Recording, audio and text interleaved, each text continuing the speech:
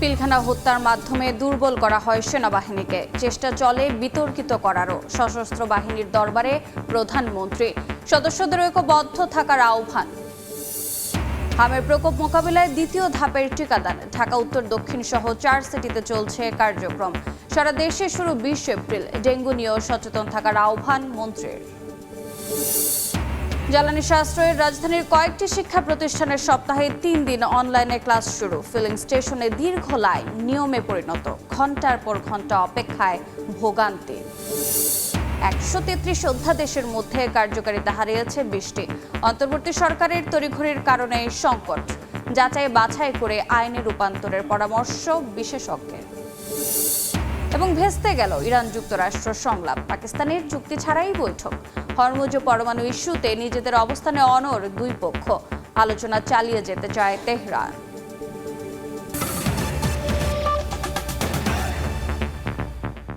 সময় সংবাদের সঙ্গে আছে আমি রোজা চৌধুরী। পিলখানা হত্যাকাণ্ড চালিয়ে সেনাবাহিনীকে দুর্বল করে দেওয়া হয়েছিল। এর পরের শাসনামলে নানা কর্মকাণ্ড করে বাহিনীকে বিতর্কিত করারও চেষ্টা করা হয়েছে বলে মন্তব্য করেছেন প্রধানমন্ত্রী তারেক রহমান। বলেন, সশস্ত্র বাহিনীকে আরও শক্তিশালী করতে চায় বর্তমান সরকার। সকালে ঢাকা সেনানিবাসে সশস্ত্র বাহিনীর দরবারে কথা বলেন প্রধানমন্ত্রী। 5 আগস্ট এবং অন্তর্বর্তী সরকারের পুরো আমলে সেনাবাহিনীর ভূমিকার স্মরণ করেন তারেক রহমান। বলেন, ত্রয়োদশ জাতীয় সংসদ নির্বাচনেও সেনাবাহিনী স্বতঃস্ফূর্তভাবে তাদের দায়িত্ব পালন করেছে। সশস্ত্র বাহিনী ঐক্যবদ্ধ থাকলে বাংলাদেশকে কেউ পরাভূত করতে পারবে না বলে উল্লেখ করেন প্রধানমন্ত্রী।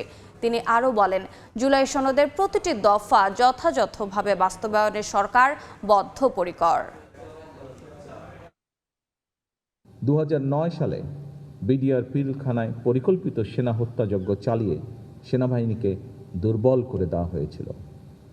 এরপর দীর্ঘ 1.5 দশকের শাসন শোষণের সময় দেশের সশস্ত্র বাহিনীকে বিতর্কিত করার অপচেষ্টাও চালানো হয়। 2024 সালে দেশ এবং জনগণের স্বাধীনতা রক্ষার যুদ্ধে সশস্ত্র বাহিনীর ভূমিকা দেশের স্বাধীনতা প্রিয় জনগণকে আশান্বিত করেছে। 2024 সালের 5ই আগস্ট পরবর্তী অস্থির সময়ে এবং দৃশ্যমান প্রশাসনিক অচলাবস্থাতেও সশস্ত্র বাহিনী অসাধারণ ভূমিকা পালন করেছে। সশস্ত্র বাহিনীর আধুনিকায়নে স্বাধীনতার ঘোষক শহীদ রাষ্ট্রপতি জিয়াউর রহমান কিংবা সাবেক প্রধানমন্ত্রী ভূমিকা, দেশনেত্রী খালেদা জিয়ার ভূমিকা এবং গৃহীত পদক্ষেপ সম্পর্কে আপনারা সবাই কম বেশি অবগত আছেন। স্বাধীনতা পরবর্তী বাংলাদেশে বিশেষ করে সেনাবাহিনীর চরম অস্থিরতা, বিশৃঙ্খলা এবং চেইন অফ কমান্ডের চরম অবনতিতে সাবেক সেনাপ্রধান শহীদ জিয়াউর রহমানের দৃঢ় নেতৃত্বে সশস্ত্র বাহিনীকে পুনর্গঠিত করা হয়। ঢাকার 2 সিটিতে টিকাদান সম্পন্ন করা গেলে হামের প্রাদুর্ভাব নিয়ন্ত্রণে আসবে বলে জানিয়েছেন স্বাস্থ্যমন্ত্রী সরদার মোহাম্মদ সাখাওয়াত হোসেন। অন্যদিকে নগরবাসীর স্বাস্থ্যসেবা নিশ্চিতে মন্ত্রণালয়ের সঙ্গে একযোগে কাজ করার ঘোষণা দিয়েছেন ঢাকার 2 সিটির প্রশাসক। সকালে হাম ও রুবেলা টিকাদান ক্যাম্পেইনের আনুষ্ঠানিক উদ্বোধন শেষে এসব কথা জানান তারা। হাম ও ডেঙ্গুর বিরুদ্ধে একযোগে প্রতিরোধ গড়ে তোলার আহ্বান জানান স্বাস্থ্যমন্ত্রী। বলেন, আসন্ন ডেঙ্গুর বিরুদ্ধেও কাজ করছে সরকার। হামের প্রাদুর্ভাব মোকাবিলায় ঢাকা সহ 4 সিটিতে আজ থেকে শুরু হয়েছে টিকাদান কর্মসূচি। 11 মে পর্যন্ত ঢাকা 2 সিটি কর্পোরেশনে চলবে টিকাদান। 6 মাস থেকে 59 মাস বয়সী 12 লাখ শিশু আসবে হামের টিকার আওতায়। আজকের উদ্বোধনী অনুষ্ঠানে ঢাকা উত্তর সিটি কর্পোরেশনের আওতাধীন যতগুলো নগর স্বাস্থ্য কেন্দ্র আছে কিংবা নেই, কি অবস্থায় আছে, আপনি খুব দ্রুত একটা চক আউট করে আমাকে দিবেন। আমি আপনার সাথে কথা বলে এটাকে সচল করার চেষ্টা করব, যাতে নগরে থাকা আমাদের স্বাস্থ্যসেবা নেওয়ার জন্য যাতে তাদেরকে আরও সহজ করা যায়। মাঝখানে অনেক সময়টা তারা কাটিয়েছে এবং সেই সময়ের রুটিন ওয়ার্কগুলো যদি তারা ঠিক মতো করতো, তাহলে কিন্তু আজকের এই সরকার, নতুন সরকারের উপরে এই ধরনের চাপ পড়তো না। সবাই টিকাদান কর্মসূচিতে অংশগ্রহণ করে। আমি আশা করি আপনারা সেটা যদি করেন 2টি অংশে সিটি কর্পোরেশনের ঢাকা, তাহলে আমরা সাকসেসফুল হব, আমরা সার্থক হব মিজেলসের গতি রোধ করতে। আরেকটা কিন্তু আসছে, দ্যাট ইজ ডেঙ্গু। এই সামনের দিনে কিন্তু এদের অ্যাটাকটা বাড়বে। আমাদেরকে অত্যন্ত প্রিকশন নিতে হবে এখন থেকে। হাম রুবেলার টিকা ক্যাম্পেইন সম্পর্কে বিস্তারিত জানাতে রাজধানী করালে আছেন সহকর্মী সামদানি প্রত্যয়, যাচ্ছি তার কাছে।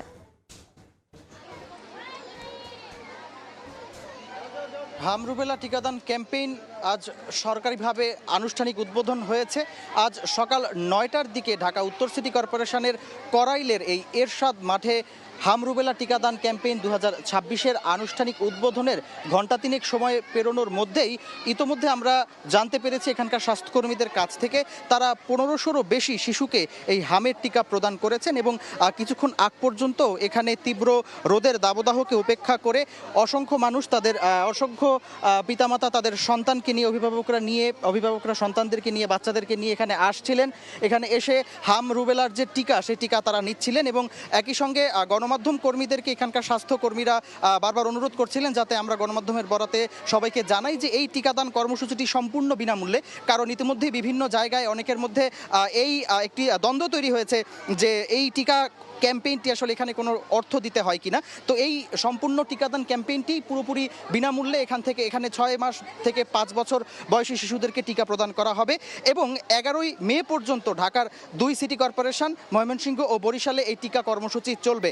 সকালে স্বাস্থ্য প্রতিমন্ত্রী এই ঢাকা উত্তর সিটি কর্পোরেশনের টিকাদান ক্যাম্পেইন উদ্বোধন করেছিলেন। তিনি জানিয়েছেন ইতোমধ্যেই 18 জেলার 30টি উপজেলায় টিকাদান কার্যক্রম কিন্তু শুরু হয়ে গিয়েছে এবং সারা দেশে টিকাদান কার্যক্রম শুরু হবে 20 এপ্রিল। ঢাকার এই উত্তর সিটিতেই এখানে প্রায় 54টি স্থায়ী কেন্দ্র এবং অস্থায়ী 502টি কেন্দ্রে টিকা পাবেন সাধারণ মানুষ। প্রায় 5 লাখ শিশু এখানে টিকার আওতায় আসবেন।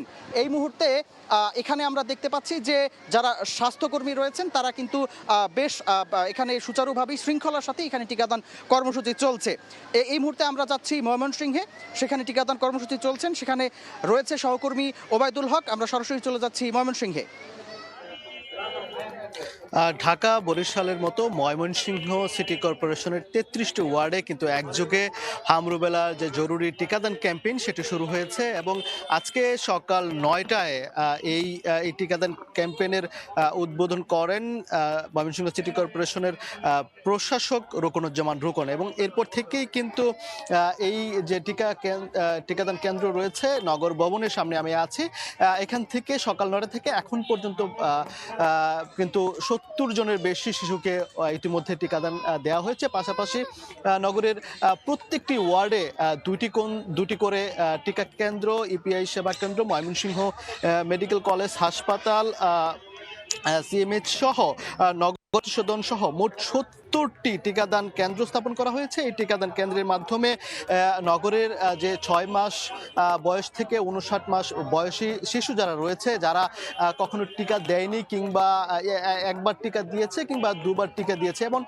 যারাই এই টিকা কেন্দ্রগুলোতে যাচ্ছে প্রত্যেককেই কিন্তু এই টিকাদান ক্যাম্পেইনের আওতায় আনা হচ্ছে এবং সিটি কর্পোরেশনের প্রশাসক যিনি জানিয়েছেন যে গত 17 মার্চ থেকে আজকে পর্যন্ত সিটি কর্পোরেশন এলাকায় মোট 14 জনের এই হাম শনাক্ত হয়েছে।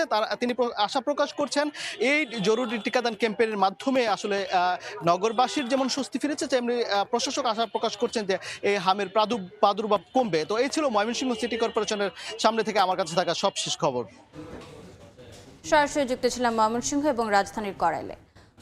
বৈশ্বিক জ্বালানি সংকট মোকাবিলার অংশ হিসেবে রাজধানীর কয়েকটি শিক্ষা প্রতিষ্ঠানে পরীক্ষামূলকভাবে শুরু হয়েছে সপ্তাহে 3 দিন অনলাইন ক্লাস। ভিকারুন্নিসা কলেজে সকাল 9টা থেকে শুরু হয় অনলাইন ক্লাস। শিক্ষকরা কলেজে নিজ নিজ ক্লাসরুমে এসেই ভার্চুয়ালি ক্লাস করান কলেজের শিক্ষার্থীদের।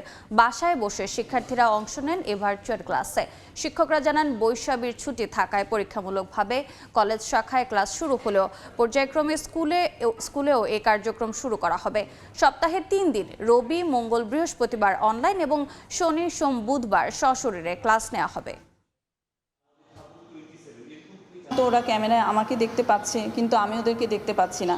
এখন ওরা আদৌ আমার কথা শুনছে কিনা আমি কিন্তু সেটা বুঝতে পারছি না। গার্ডিয়ানদের উদারত আহ্বান জানাবো যে আপনারা এই ওদেরকে ক্লাসে জয়েন করাটা আপনারা নিশ্চিত করেন, বাসা থেকে এই জায়গাটা একটু মনিটর করেন। কোনো ব্যবহারিক ক্লাস বা পড়া বুঝতে পারেন সেগুলোকে আমরা সলভ করে নিব, যদি পরীক্ষা থাকে সেগুলো করে নিব, ব্যবহারিক পরীক্ষাগুলো এইভাবে সেটেল করার চেষ্টা করব। এইভাবে আমরা একটা পরিকল্পনায় আছি। এদিকে জ্বালানি তেলের জন্য ফিলিং স্টেশনে দীর্ঘ লাইন যেন নিয়মে পরিণত হয়েছে। এই মুহূর্তে রাজধানীর বিজয় সরণিতে আছেন সহকর্মী সাইফুল ইসলাম, সরাসরি যাচ্ছে তার কাছে। সাইফুল। তীব্র গরমে যখন রাজধানীবাসীর নাকাল অবস্থা, সেই নাকাল অবস্থার মধ্যে আমরা দেখেছি যে রাজধানীতে তেলের জন্য কিভাবে হাহাকার পরিস্থিতিতে আছে চালকরা। আমরা যদি একটু দেখাই এখনকার পরিস্থিতি, এই যে আমরা রাজধানীর বিজয় সরণিতে ট্রাস্ট ফিলিং স্টেশনে আছি, এখানকার পরিস্থিতি যদি আমি এখন একটু দেখাই যে এই দিকে আমরা দেখতে পাচ্ছি যে বিভিন্ন ধরনের গাড়ি, বাস থেকে শুরু করে ল্যান্ড ক্রুজার, অন্যান্য গাড়ি কিন্তু সিরিয়ালরত আছে তেল নেওয়ার জন্য। তবে এই ক্ষেত্রে একটু যদি বলি, এই যে এই বিজয় সরণির যে ট্রাস্ট ফিলিং স্টেশন, সেখানে 4টি লাইন। বামে যে লাইনটি আমরা দেখতে পাচ্ছি সেটি হচ্ছে পুরোটাই ভিআইপি লাইন, যেখানে হচ্ছে বড় ধরনের বা সরকারি ছাড়া অন্যান্য যে আর্মিদের লোকজন আছে তারা তেল নিয়ে থাকেন। এর পাশের যে সিরিয়ালটি সেটি হচ্ছে ডিজেল। আর বাইকের লাইন, বাইকের যে ডান পাশের লাইনটি আমরা দেখতে পাচ্ছি, এই দুটি কিন্তু অকটেন এবং অকটেনেরই লাইন। তবে এই ক্ষেত্রে বলা যায় যে এই যে দীর্ঘক্ষণ দাঁড়িয়ে থেকে মানুষের দেখতে পেয়েছি যে সকালে নাস্তা পর্যন্ত করেনি, কেউ 6 ঘন্টা, কেউ 7 ঘন্টা, কেউ 8 ঘন্টারও বেশি এই লাইনে দাঁড়িয়ে আছেন শুধুমাত্র তেল নামক এই সোনার হরিণের জন্য। আমরা মানুষের যে দুর্ভোগ আমাদের ক্যামেরায় বা আমাদের চিত্রে দেখা যাচ্ছে, এই দুর্ভোগের শেষ কোথায়, সেই প্রশ্নটি কিন্তু বরাবরের মতোই থাকছে। যদিও এইখানে রেশনিংয়ের পদ্ধতিতেই কিন্তু আসলে তেল দেওয়া হচ্ছে, তবে অন্য দিক থেকে আমরা দেখতে পেয়েছি যে রাজধানীর ট্রাস্ট এবং সোনার বাংলা ফিলিং স্টেশন এই দুটি ছাড়াও আরও 9টিতে ফুয়েল পাস দিয়ে আজকে থেকেই তেল দেওয়ার কার্যক্রম শুরু হওয়ার কথা ছিল, কিন্তু সকাল থেকে আমরা কোথাও এখনও দেখিনি। সার্ভার জটিলতার কারণে এটি সম্ভব হচ্ছে না। তবে এই অবস্থার কিন্তু উন্নতি চান এখানকার আগত চালকরা। এই ছিল আমার কাছ থেকে রাজধানীর তেল সরবরাহের পাম্প থেকে সর্বশেষ খবর।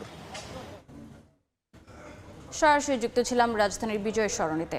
অন্তর্বর্তী সরকারের জারি করা 133 অধ্যাদেশের মধ্যে কার্যকারিতা হারিয়েছে 20টি। বিচার বিভাগের স্বাধীনতা, মানবাধিকার ও দুর্নীতি বিরোধী সংস্কারের মতো গুরুত্বপূর্ণ উদ্যোগের বৈধতা না থাকায় ক্ষুব্ধ বিরোধী দল। বিশেষজ্ঞের মতে তড়িঘড়ি করে অনেক অধ্যাদেশ জারিতে সংকট তৈরি হয়েছে, তাই যাচাই বাছাই করে এগুলো আইনে রূপান্তরের পথে হাঁটা উচিত। হাসান ওয়ালির প্রতিবেদন। সংসদ অধিবেশনের উদ্বোধনী দিনে অন্তর্বর্তী সরকারের জারি করা 133 অধ্যাদেশ পর্যবেক্ষণে বিশেষ কমিটি গঠিত হয়। সরকার দলীয় সংসদ সদস্য জয়নাল আবদিনকে সভাপতি করে এতে সদস্য করা হয় স্বরাষ্ট্রমন্ত্রী, আইনমন্ত্রী সহ 14 জন সংসদ সদস্যকে, যার 3 জন বিরোধী দলের। কয়েক দফা বৈঠক শেষে সংসদে সংক্রান্ত প্রস্তাবনা উত্থাপিত হয়, যাতে 98টি অধ্যাদেশ হুবহু, 15টি সংশোধনী সহ উত্থাপনের সুপারিশ করা হয়। বাকি 20টির 4টি রহিতকরণ এবং 16টি এখনই বিল আকারে উত্থাপন না করার সুপারিশ করে বিশেষ কমিটি। বেশ কিছু পয়েন্টে নোট অফ ডিসেন্ট দেয় বিরোধী দলের সদস্যরা। যারা এই প্রস্তাবের পক্ষে আছেন তারা হ্যাঁ বলুন। পরে ধারাবাহিকভাবে সংসদে বিল আকারে উত্থাপিত হতে থাকে এসব অধ্যাদেশ।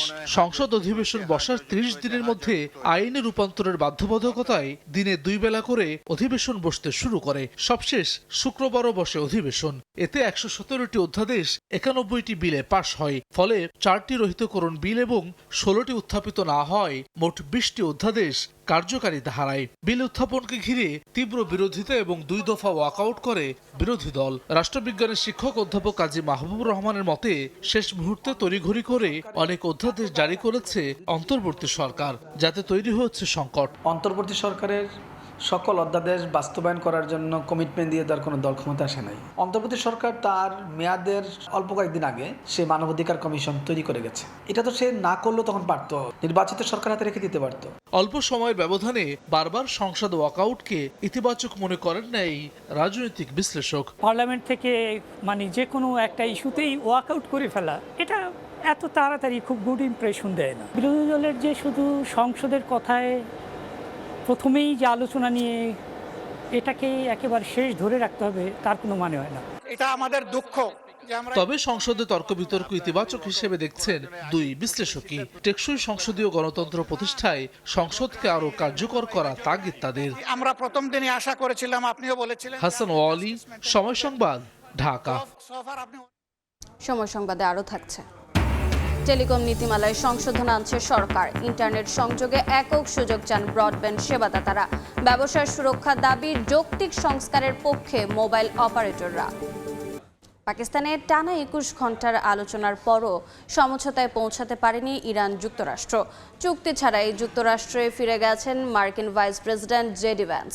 ইসলামাবাদ ছাড়ার আগে সংবাদ সম্মেলনে তিনি জানান, পরমাণু ইস্যুতে ছাড় দিতে রাজি হয়নি ইরান। তবে কিছু বিষয়ে মতপার্থক্য থাকলেও আলোচনা চালিয়ে যাওয়ার কথা জানিয়েছে তেহরান। ইরানের সঙ্গে টানা ২১ ঘন্টার উচ্চ পর্যায়ের আলোচনার পর কোনো সমঝোতা ছাড়াই স্থানীয় সময় রোববার সকালে ইসলামাবাদ ছাড়েন মার্কিন ভাইস প্রেসিডেন্ট জেডি ভ্যান্স। বিমানে ওঠার আগে সংবাদ সম্মেলনে আলোচনার বিস্তারিত তুলে ধরেন তিনি। এ সময় জেডি ভ্যান্স বলেন, একাধিক গুরুত্বপূর্ণ ইস্যুতে আলোচনা হলেও শেষ পর্যন্ত সমঝোতায় পৌঁছানো যায়নি। পারমাণবিক অস্ত্র তৈরি থেকে বিরত থাকার বিষয়ে ইরানের কাছে দীর্ঘমেয়াদী ও নিশ্চিত প্রতিশ্রুতি পাওয়া যায়নি বলেও জানান তিনি। ভ্যান্স জানিয়েছেন কি বিষয়ে ছাড় দেওয়া সম্ভব এবং কোথায় নয় তা বারবার তুলে ধরেছে যুক্তরাষ্ট্র। তবে ইরান শেষ পর্যন্ত সেই শর্তগুলো গ্রহণ করেনি বলেই দাবি ওয়াশিংটনের। ফলে কোনো চুক্তি ছাড়াই যুক্তরাষ্ট্রের প্রতিনিধি দল দেশে ফিরে যাচ্ছে। যদিও বিভিন্ন গণমাধ্যম বলছে আলোচনা শেষ হলেও কূটনৈতিক প্রক্রিয়া পুরোপুরি বন্ধ হয়নি। We need to see an affirmative commitment that they will not seek a nuclear weapon and they will not seek the tools that would enable them to quickly achieve a nuclear weapon. JD ভ্যান্সের মন্তব্যের পর গণমাধ্যমের সঙ্গে কথা বলেন ইরানের পররাষ্ট্র মন্ত্রণালয়ের মুখপাত্র ইসমাইল বাঘাই। তিনি বলেন, বেশ কিছু ইস্যুতে দুই দেশ সমঝোতায় পৌঁছালেও ২-৩টি গুরুত্বপূর্ণ বিষয়ে মতপার্থক্য রয়েছে। এছাড়া সামাজিক যোগাযোগ মাধ্যম এক্সে দেয়া এক পোস্টে ইরান সরকার জানিয়েছে, ইসলামাবাদে উচ্চ পর্যায়ের বৈঠক শেষে দুই দেশের কারিগরি দল এখন বিস্তারিত প্রস্তাব ও বিশেষজ্ঞ পর্যায়ের খসড়া বিনিময় করছে। মাত্র একটি বৈঠকে কোনো চুক্তি কেউই আশা করেনি বলেও জানানো হয়। রবিউল ইসলাম আওলাদ, সময় সংবাদ। রাজধানীর ঐতিহ্যবাহী শিক্ষা প্রতিষ্ঠান ঢাকা সিটি কলেজের অধ্যক্ষ পদ কেন্দ্র করে সৃষ্টি হয়েছে বিতর্ক। অভিযোগ রয়েছে ৫ আগস্ট সরকার পতনের পর সাবেক অধ্যক্ষ বেদারউদ্দিন আহমেদকে মবের মাধ্যমে জোরপূর্বক পদত্যাগে বাধ্য করেন নিয়ামুল হক। পরে তিনি নিজেই সে পদে বসে যান এবং যা পুরোপুরি অবৈধ। তার এই পদে বর্ষা নিয়ে উঠেছে প্রশ্ন। আরও জানাচ্ছেন সহকর্মী কামরুল হাসান। এলেন কলেজটির অধ্যক্ষ কাজী নিয়ামুল হক। অভিযোগ উঠেছে ৫ আগস্ট হাসিনা সরকার পতনের পর বাইরে থেকে উত্তেজিত ছাত্র জনতাকে ডেকে মফ তৈরি করে তৎকালীন অধ্যক্ষ বেদারউদ্দিন আহমেদকে জোরপূর্বক পদত্যাগে বাধ্য করেন। পরে তিনি নিজেই নিজেকে অধ্যক্ষ ঘোষণা করে পদে বসে যান। প্রতিষ্ঠানটিতে দায়িত্বরত কোনো অধ্যক্ষকে পদত্যাগের ২ মাস পূর্বে নোটিশ প্রদানের বিধান থাকলেও পূর্বের অধ্যক্ষকে যথাযথ প্রক্রিয়া মেনে পদত্যাগ করানো হয়নি। কিন্তু বর্তমান অধ্যক্ষ নিয়ামুল হক কোনো প্রকার নিয়ম নীতির তোয়াক্কা না করে প্রায় ২১ মাস ধরে স্বপদে বহাল আছেন। অভিযোগের বিষয়ে তার বক্তব্য জানতে চাইলে তিনি এসব বিষয়ে কোনো কথা বলবেন না মন্তব্য করে সিটি কলেজে সাংবাদিক প্রবেশ নিষেধ বলে সাফ জানিয়ে দেন।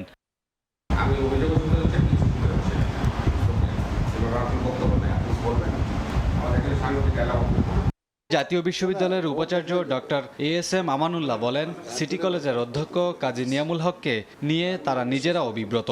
উচ্চ আদালতের স্থিতি আদেশ থাকায় নেওয়া যাচ্ছে না ব্যবস্থা, তবে তাকে শীঘ্রই অপসারণ করা হবে বলেও জানান তিনি। আমরা ঢাকা শহরে বেশ কয়েকটা কলেজ নিয়ে বিব্রত। জাতীয় বিশ্ববিদ্যালয় এর ভিতরে ঢাকা সিটি কলেজে একটা, ঢাকা সিটি কলেজের গভর্নিং বডির সাথে আমাদের কথা হয়েছে। এটা আশা করা যায় যে খুব শীঘ্রই এটা একটা সমাধানের পথে যাবে। এদিকে প্রতিষ্ঠানটিতে এমন প্রশাসনিক অস্থিরতা শিক্ষার পরিবেশে নেতিবাচক প্রভাব ফেলতে পারে বলে মনে করছেন সংশ্লিষ্টরা। তাই দ্রুত ও নিরপেক্ষ তদন্তের মাধ্যমে বিষয়টির সমাধান প্রয়োজন বলে মত তাদের। কামরুল হাসান, সময় সংবাদ, ঢাকা। অ্যালটেক অ্যালুমিনিয়াম, গড়ে উঠছে আগামী শহর। সময় সংবাদে আরও থাকছে। উৎসবে রঙিন পাহাড়ি জনপদ, বর্ষবরণ ঘিরে পার্বত্য চট্টগ্রামের নানা আয়োজন। নদীতে ফুল বিসর্জনের মধ্য দিয়ে বিজু সংগ্রাই বৈশাখের শুরু, রাজধানীতেও আনুষ্ঠানিকতা। পহেলা বৈশাখে টাঙ্গাইলে কৃষক কার্ড কর্মসূচির উদ্বোধন করবেন প্রধানমন্ত্রী তারেক রহমান। সচিবালয়ে কৃষিমন্ত্রী বলেন, প্রথম পর্যায়ে ২০,০০০-এর বেশি কৃষককে এই সুবিধা দেওয়া হবে। কার্ড বিতরণ কর্মসূচি রাজনীতিমুক্ত হবে বলেও জানান তিনি। এর মূল লক্ষ্য কৃষকদের আর্থিক অন্তর্ভুক্তি নিশ্চিত করা। বাংলাদেশের যত পণ্য উৎপাদিত হচ্ছে কৃষকরা উৎপাদন করে শ্রেণীভেদে প্রত্যেকটা কৃষকেই এই কৃষক কার্ডের আওতায় আসবে। তাহলে আমরা উৎপাদন এবং চাহিদার ক্যালকুলেশনটা, সমন্বয়টা আমরা সঠিকভাবে করি। যে কৃষকেরা এই ২৫০০ টাকা উপকৃত হবে এবং তাদের রিয়েলি প্রয়োজন, ওই গ্রুপ অফ পিপলকেই আমরা এই 2,500 টাকা করে আমরা দিচ্ছি।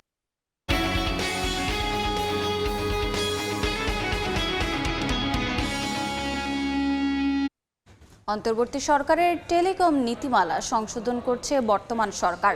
তথ্য সম্প্রচার মন্ত্রী জানান, নির্বাচনের আগে দেয়া প্রতিশ্রুতি বাস্তবায়নে এই উদ্যোগ নেওয়া হয়েছে। এমন প্রেক্ষাপটে সংশোধিত নীতিমালায় ব্যবসা সুরক্ষার দাবি জানিয়েছেন দেশীয় উদ্যোক্তারা। শুভ খানের রিপোর্ট। অংশীজনদের নানা আপত্তির মধ্যেই গেল বছরের 22 সেপ্টেম্বর টেলিযোগাযোগ নেটওয়ার্ক ও লাইসেন্সিং নীতিমালা 2025 প্রণয়ন করে অন্তর্বর্তী সরকার, যেখানে টেলিকম খাতের সব লাইসেন্সকে 3 স্তরে নামিয়ে আনা হয়। তবে এই নীতিমালা প্রণয়ন নিয়ে আপত্তি তুলে সংশোধনের ঘোষণা দেয় ক্ষমতাসীন দল বিএনপি। গুরুতর সমস্যা রয়েছে যে টেলিকম খাতে সমতাভিত্তিক ও টেকসই উন্নয়নে বাধা দিতে পারে। 65% বিদেশি বিনিয়োগের প্রতিষ্ঠানকে সব স্তরে ব্যবসার সুযোগ দেওয়া হয়েছে নীতিমালায়। অর্থাৎ গ্রাহক পর্যায়ে ব্যবসার পাশাপাশি মোবাইল অপারেটরের বিদেশি মালিকরা চাইলে টাওয়ার কিংবা ফাইবার নেটওয়ার্ক নির্মাণে বিনিয়োগ করতে পারবে। অথচ একই সুবিধা রাখা হয়নি দেশীয় উদ্যোক্তাদের জন্য। টাওয়ার কিংবা এনটিটিএন লাইসেন্সধারী দেশি প্রতিষ্ঠানকে সাবমেরিন কেবল সহ আন্তর্জাতিক অন্যান্য পরিষেবা খাতে কোনো লাইসেন্স না দেওয়ার বিধান যুক্ত করা হয়েছে। মোবাইল অপারেটর সবগুলোই হচ্ছে বিদেশি মালিকানাধীন, অর্থাৎ অপারেটর নিজে আসবে না, তার পেছনে যে কোম্পানিটি আছে তারা কিন্তু চাইলে পারে একটা ক্ষেত্রে অন্য নাম নিয়ে তারা আসতে পারে। ওনারা যদি ফাইবার টাওয়ার করতে পারেন তাহলে আসলে এনআইসিএসপির আসলে কোনো বিজনেস কেস থাকে না। ব্রডব্যান্ড সেবাদাতাদের দাবি, নীতিমালা অনুযায়ী বাসাবাড়িতেও ইন্টারনেট সংযোগ দেওয়ার সুযোগ আছে মোবাইল অপারেটরদের। আমরা যারা ইন্টারনেট সার্ভিস প্রোভাইডার আছি, আমরাই লাস্ট মাইলটা ফাইবার অপটিক দিয়ে দিতে পারবো, এটার সুনির্দিষ্টভাবে উল্লেখ চাচ্ছি। এমন প্রেক্ষাপটে যৌক্তিক সংস্কার চাই মোবাইল অপারেটররাও। হোলসেল রিভিউ না করে যেসব জায়গায় আসলে গ্যাপ আছে, এই গ্যাপগুলো মিট করাটা আসলে সবচেয়ে বড় সুবিধা হবে।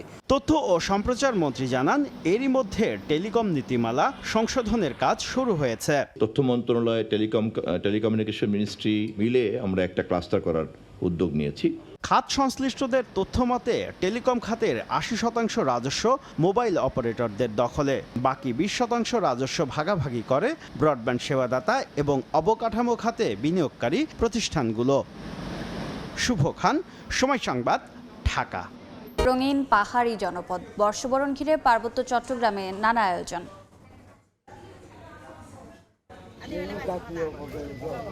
হ্রদের জলে ভাসছে বিজুর ফুল, পাশে দাঁড়িয়ে গঙ্গা দেবীর আরাধনায় ব্রত রাঙামাটির চাকমা সম্প্রদায়। রোববার সকালে কাপ্তাই হ্রদের ঘাটে দলে দলে ঐতিহ্যবাহী নতুন পোশাক পরে জড়ো হন চাকমারা। পুরনো বছরের গ্লানি, হিংসা, বিভেদ ভুলে নতুন শুরুতে রক্তজবা, রঙন, গাঁদাসহ নাম না জানা বুনো ফুল কলা পাতায় সাজিয়ে ভাসিয়ে দেন তারা। বছরটাকে অনেক সুন্দরভাবে শুভকামনা করার জন্য এই রিচুয়ালটা, ফুল বাসানোর মাধ্যমে এই রিচুয়ালটা আমরা করি। সর্বাঙ্গীন মঙ্গল কামনা করে আমরা এটা মা গঙ্গিমার কাছে আমরা প্রার্থনা করি। খাগড়াছড়িতে চেঙ্গি নদীর পাড়ে ফুল দিয়ে পূজা ও স্নানের মধ্য দিয়ে বৈশাখীর আনুষ্ঠানিকতা শুরু হয়। উৎসব দেখতে ভিড় করেন পর্যটকরাও। আমরা প্রার্থনা করি যাতে আমরা সবাই পাহাড়ি বাঙালি, আমরা সবাই যাতে সুখে শান্তিতে থাকতে পারি। আমরা চাই পাহাড়ি বাঙালি সবাই মিলেমিশে থাকতে।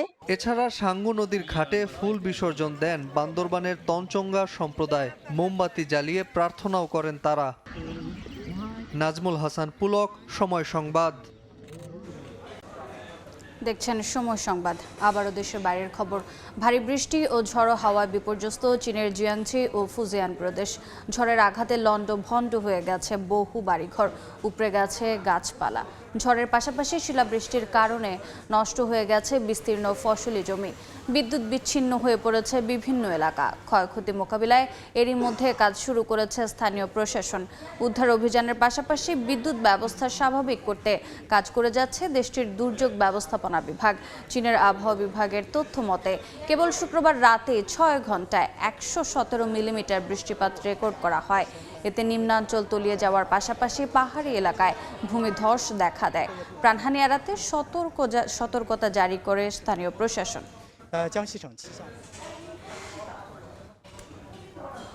দেখছেন সময় সংবাদ। এবারে খেলার খবর। ক্রিস্টিয়ানো রোনালদোর নৈপুণ্যে জয়ের ধারা অব্যাহত রাখলো আল নাসর। নিজেদের ক্লাব ইতিহাসে প্রথমবারের মতো টানা 14 লিগ ম্যাচে জিতল তার ক্লাব। শিরোপা জয়ের পাশাপাশি CR7-এর সামনে এখন গোল্ডেন বুট নিজের দখলে নেয়ার সুযোগ। ম্যাচের মাত্র 15 মিনিটে দলকে এগিয়ে দেন রোনালদো। চলতি লিগে 24তম গোল। মৌসুম শেষ হতে বাকি 6 ম্যাচ। টানা তৃতীয় গোল্ডেন বুট জেতার দৌড়ে তার সামনে মাত্র 2 জন। তবে বাকি থাকা সবগুলো ম্যাচে কঠিন প্রতিপক্ষ সামলাতে হবে নাসরের। সূচি রয়েছে টেবিলের শীর্ষস্থানীয় ক্লাবগুলোর বিপক্ষে। রোনালদোর ট্রফি খরা কাটাতে তাই দলের হয়ে পারফরম্যান্সের বিকল্প নেই।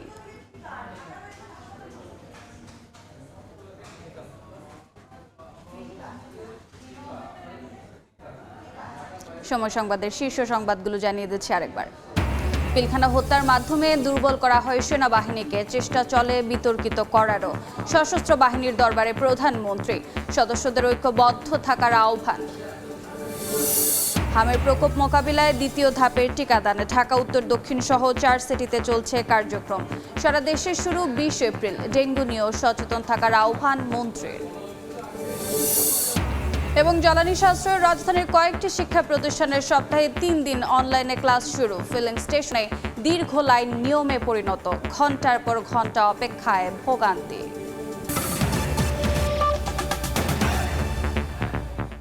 এ ছিল দুপুর 12টার সময় সংবাদ। এরপর খেলার সময়ের সঙ্গে থাকবেন সাব্বির মিথুন। রোজা, আপনাকে ধন্যবাদ। খেলার সময় নিয়ে আসছি কিছুক্ষণ পর, সঙ্গে থাকুন সময়ের।